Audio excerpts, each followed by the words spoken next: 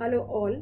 Let's start with Unit 2, and the name of the Unit 2 is My Surroundings, and we will start with chapter number 11, People at Work. Starting with the chapter, all forms of work, manual or intellectual, is called labor. किसी भी तरीके का काम, किसी भी प्रकार का काम, चाहे वो मैनुअल हो या फिर इंटेलेक्चुअल लेवल पे हो, तो उसको हम लेबर कहते हैं. Any physical work such as toiling land, carrying load etcetera is set to be manual labour.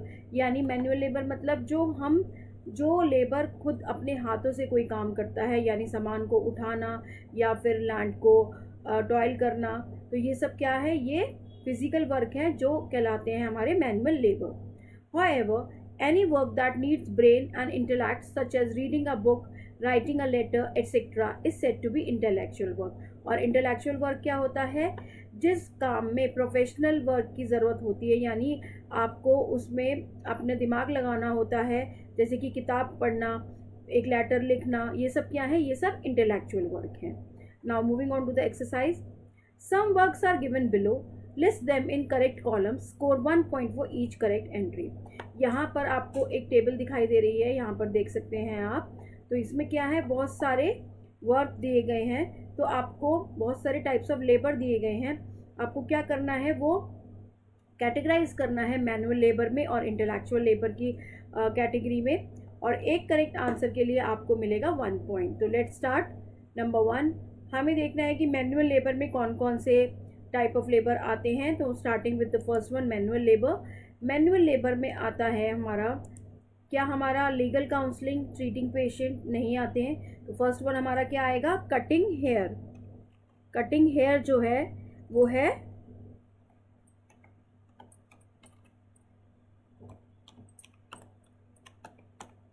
एक तरीके का मैनुअल लेबर है. पहले हम मैनुअल लेबर फिल करेंगे, फिर उसके बाद हम इंटेलेक्चुअल लेबर फिल करेंगे. Now second one, cutting hair के बाद आप देख सकते हैं क्या आएगा, मेंडिंग शूज. मेंडिंग शूज भी क्या है, एक तरीके का मैनुअल लेबर है. Now third one, carrying load is also a type of manual labour. Now managing office वो इंटेलेक्चुअल लेबर में आएगा, और अकाउंटिंग भी, इंजीनियरिंग, स्वीपिंग आएगा हमारा मैनुअल लेबर में. नेक्स्ट, डिजाइनिंग बिल्डिंग्स इंटेलेक्चुअल है. Growing crops means manual labour.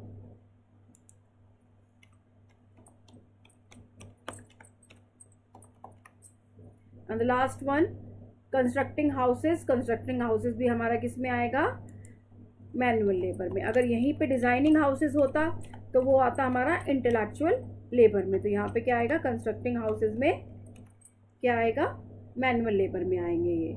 Now moving on to the intellectual labour. Intellectual labour में क्या आएगा, number one is legal counselling.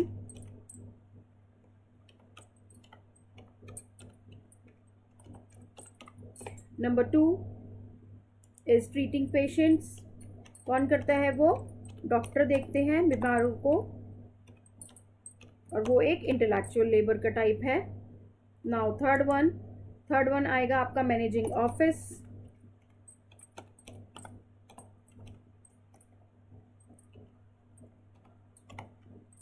Now fourth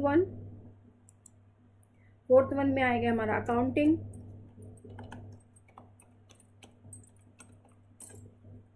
fifth one engineering. These are all type of intellectual labor. Now sixth one,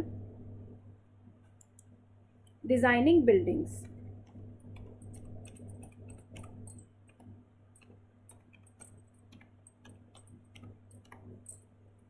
Now we will discuss the more to know. A person who performs surgical operations is called a surgeon. जो person surgery operate करता है तो वो उसको हम क्या बोलते हैं, उसको बोलते हैं हम surgeon. A person who treats ill animal is called a vet. जो बीमार जानवरों को ठीक करता है उसको हम बोलते हैं vet. Now we will move on to the chapter number 12, that is tools for workers. जो लोग काम करते हैं, कोई भी पर्टिकुलर काम, जैसे प्लम्बर हैं, तो वो एक पर्टिकुलर टूल यूज़ करते हैं, वो एक सामान यूज़ करते हैं जिससे वो अपने काम को फुलफिल कर सकते हैं. उसी के बारे में हम इस यूनिट में पढ़ेंगे, इस चैप्टर में पढ़ेंगे. Some of the tools that are used in construction are given below. नीचे दिए गए हैं बहुत सारे टूल्स, उनकी इमेजेस दी गई हैं। Unscramble the letters to name them, score 1 point for each correct answer. और उनका नाम यहाँ पे जम्बल्ड अप करके दिया गया है और आपको क्या करना है, अनजम्बल करना है, अनस्क्रैम्बल करना है, ताकि आप उनको एक मीनिंगफुल टूल में कन्वर्ट कर सके, मीनिंगफुल वर्ड में कन्वर्ट कर सके। तो सबसे नंबर 1 पे हम देखेंगे किसकी इमेज दी गई है हमें, drill, this is a drill machine. Number second में आप देखते हैं कि हमें किसकी इमेज दी गई है, प्लायर्स। ये सब टूल्स हैं जो किसी भी काम को करने के यूज में आते हैं, यानी कंस्ट्रक्शंस के काम में भी आते हैं। तो कंस्ट्रक्शन का काम होता है तो इस तरीके के जो टूल्स हैं वो यूज किए जाते हैं। तो आपको क्या करना है, जो भी यहाँ पे जम्बल्ड अप करके दिया हुआ है आपको अनजम्बल करके मीनिंगफुल वर्ड में कन्वर्ट करना है। Now third one is blade. Fourth one, साथ में इमेजेस भी दी गई हैं ताकि आपको पता चल जाए कि ये टूल कैसे दिखता है, shovel, this is the image of shovel. Now fifth one is spade. Sixth one किसकी इमेज है, ये ट्रॉवल की, TROWEL। Now moving on to seventh part आप देख सकते हैं यहाँ पर किसकी इमेज बनी हुई है, ये सेवेंथ बनी हुई है लाइन लेवल। ये सारी चीज़ें हम कंस्ट्रक्शंस में यूज करते हैं। Now eighth one is hammer. Ninth one आप देख सकते हैं किसकी इमेज है, this is the image of measuring tape. Now tenth one is plumb line.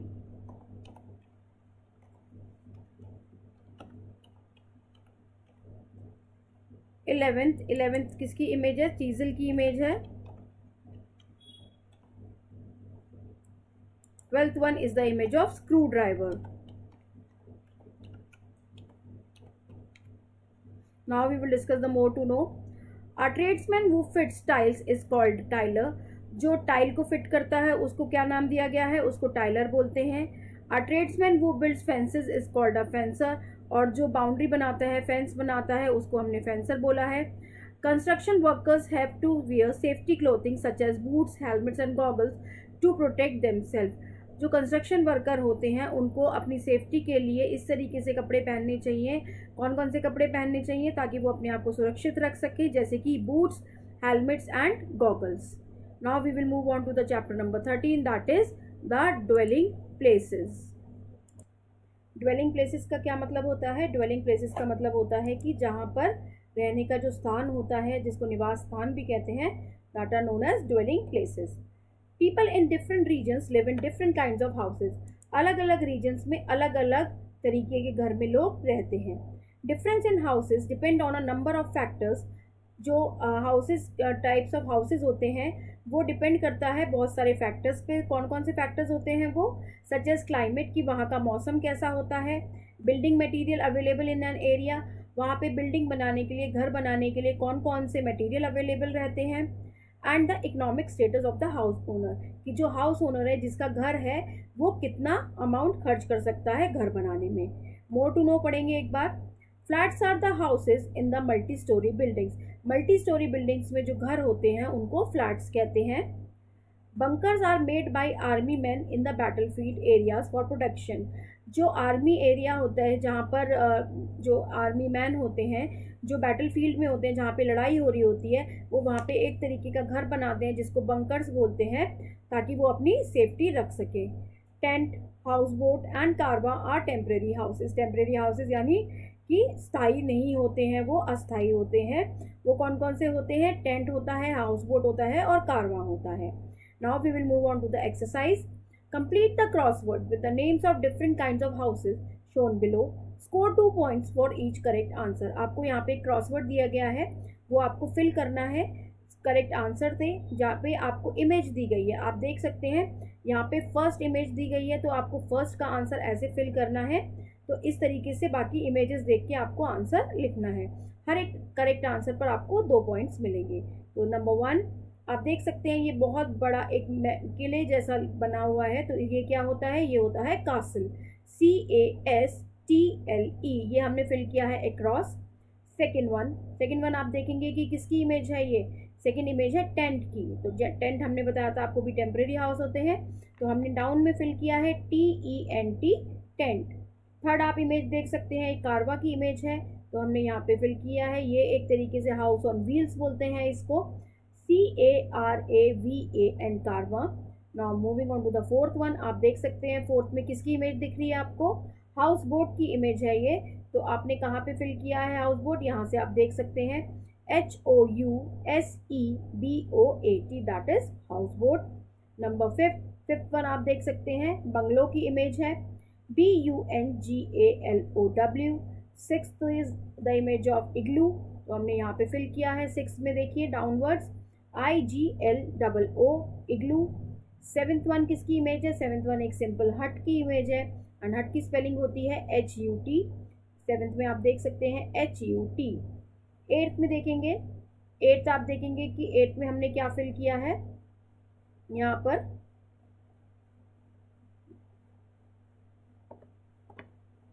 Eighth है हमारा मल्टी स्टोरी बिल्डिंग।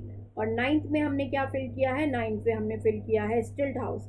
आप देख सकते हैं STILT स्टिल्ट, HOUSE हाउस।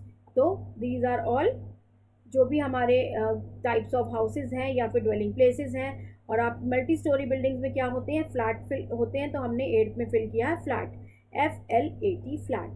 तो ये हमारे टाइप ऑफ ड्वेलिंग प्लेसेस हैं। Now moving on to the next, that is 14th chapter, natural disasters. Natural disasters are extreme sudden events caused by environmental factors that injure people and damage property. Natural disasters का क्या मतलब होता है कि जो आपदाएं आ जाती हैं हमारे जीवन में, वो किस वजह से आ जाती हैं, वो उससे क्या होता है कि लोग भी क्षतिग्रस्त हो जाते हैं और चीज़ें भी डैमेज हो जाती हैं। The severity of a disaster is measured in lives lost, economic loss and the ability of a population to rebuild. जो डिज़ास्टर की सीवियरिटी होती है उसमें क्या होता है कि बहुत सारे लोगों का जीवन खत्म हो जाता है, बहुत सारे इकोनॉमिक लॉस भी होता है, यानी फाइनेंशियल लॉस भी होता है लोगों को। Events that occur in unpopulated areas are not considered disasters. जो अनपॉपुलेटेड एरिया यानी जहाँ पर लोगों की जनसंख्या नहीं है वहाँ पे ऐसा कुछ होता है तो उसको डिजास्टर के रूप में नहीं माना जाता। Now we will move on to the exercise. Find the names of the natural disasters in the given grid with the help of clues. Score 2 points for finding the name of each disaster. यहाँ पे आपको एक grid दी गई है और आपको ऊपर clues दिए गए हैं, तो आपको क्लू की मदद से यहाँ पर डिजास्टर का नाम जो है वो फिल करना है। तो फर्स्ट वन डिस्कस करेंगे। इट इज़ द ट्रैम्बलिंग और shaking of the earth surface. क्या होता है कि जो भूकंप जिसको बोलते हैं, तो उससे क्या होता है कि जो अर्थ सरफेस होता है वो हिल जाता है, वो ट्रैम्बल करता है, तो उसका क्या नाम होता है, उसका नाम होता है earthquake, EARTHQUAKE। Moving on to the second one. It is a long period of time with little or no rainfall, यानी बहुत ज़्यादा समय के लिए जब बारिश नहीं होती है तो सूखा पड़ जाता है, उस सिचुएशन को, उस डिज़ास्टर को हम बोलते हैं drought, DROUGHT drought. Now moving on to the third one. They are very strong winds accompanied by heavy rains, यानी बहुत तेज़ हवाएं चलना किसके साथ, बहुत तेज़ बारिश होने के साथ, तो उसको हम बोलते हैं तूफान आना, और तूफान को इंग्लिश में बोलते हैं हम thunder storms, THUNDERSTORMS, that is thunderstorms.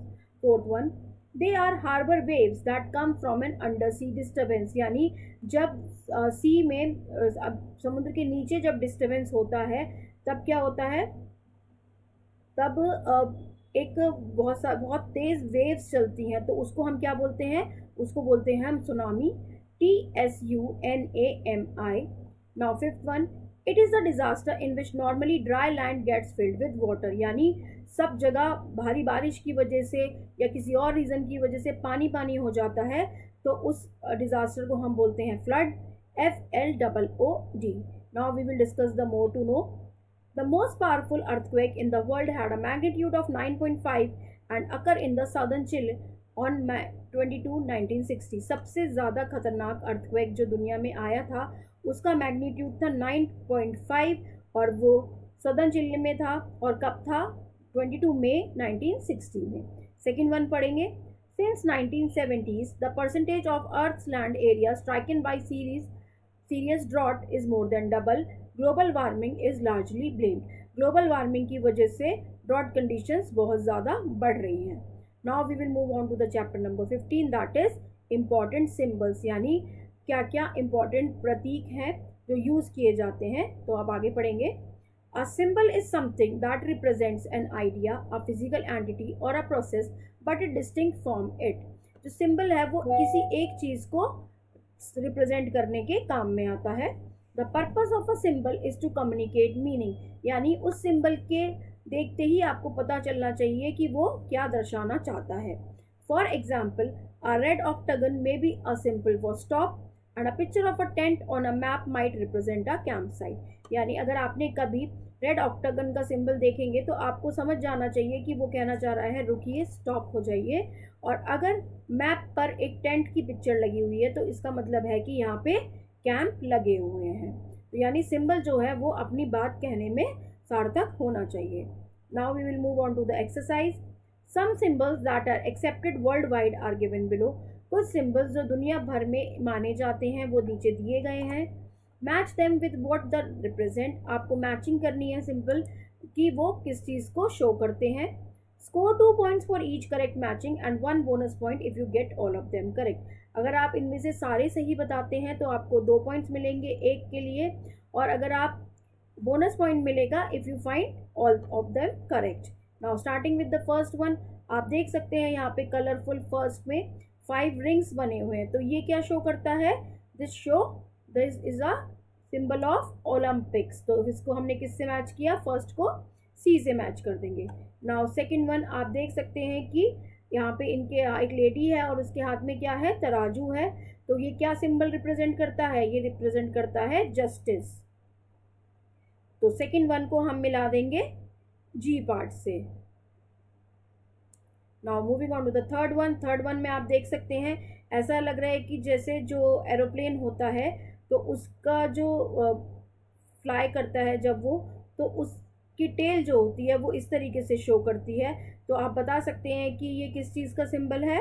तो थर्ड वन हमारा जो सिंबल है वो है एयर इंडिया का, यानी एच पार्ट से इसको मैच कर देंगे. नाउ फोर्थ वन आप देख सकते हैं ये इसमें रिसाइकल, रिड्यूस और रीयूज़ का सिंबल दिया गया है. तो ये किसको रिप्रेजेंट कर रहा है? ये रिप्रेजेंट कर रहा है हमारी रिसाइकिल को, यानी फोर्थ से हम इसको मैच कर देंगे. नाउ फिफ्थ वन में आप देख सकते हैं एक हैप्पी फैमिली दिखाई गई है. तो फिफ्थ को हम किस में मैच करेंगे? तो इसको हम मैच करेंगे ई पार्ट से. तो ई पार्ट है हमारा फैमिली प्लानिंग, यानी हैप्पी फैमिली दिखाई गई है इसमें. नाउ सिक्स्थ वन आप देख सकते हैं एक सर्कल दिखाया गया है और उसमें उसका क्या मतलब है? वो एक शांति का प्रतीक दिखाया गया है. तो सिक्स्थ को हमने एफ पार्ट से मैच कर दिया. नाउ सेवेंथ देखिए एक रेड क्रॉस है. तो सिंपल इसका मीनिंग यही है कि ये रेड क्रॉस से दिखाया जा रहा है. तो ये ए पार्ट से हम मैच करेंगे. ना लास्ट वन है, it is a symbol of AIDS. तो ये यहाँ से मैच करेंगे. Now we will move on to the more to know. The full form of AIDS is acquired immune deficiency syndrome. जो एड्स की फुल फॉर्म है वो है acquired immune deficiency syndrome. The 5 interlocking rings of Olympics represent 5 continents और major geographical areas of the world. जो 5 interlocking rings हैं आप देख सकते हैं यहाँ पे इमेज में भी. तो ये क्या शो करती हैं? ये 5 कॉन्टिनेंट्स दुनिया के शो करती हैं. That's all about the chapter. Hope you all understand it well. Thank you for watching. Please like and subscribe.